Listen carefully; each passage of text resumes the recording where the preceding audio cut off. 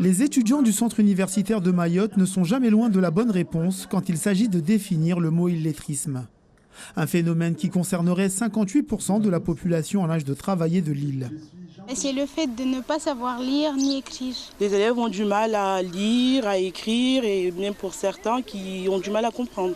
En cette journée nationale contre l'illettrisme, les étudiants du CUFR allaient être mis à l'épreuve d'un exercice typique d'un cours de français.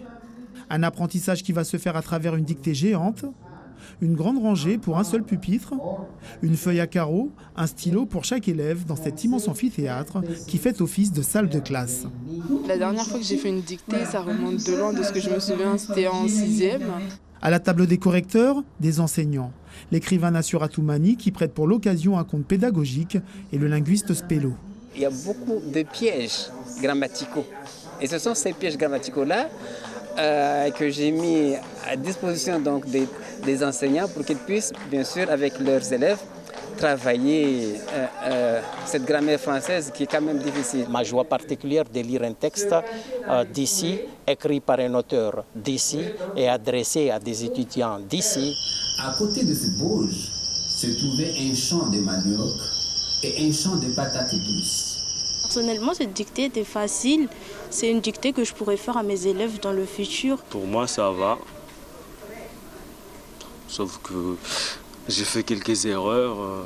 Point d'exclamation, fermez les guillemets, point.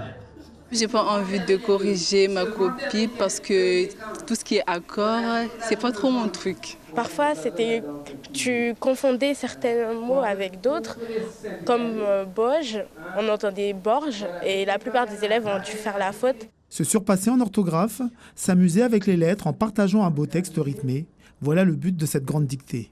C'est aussi une façon de travailler avec eux sur la maîtrise de la langue française.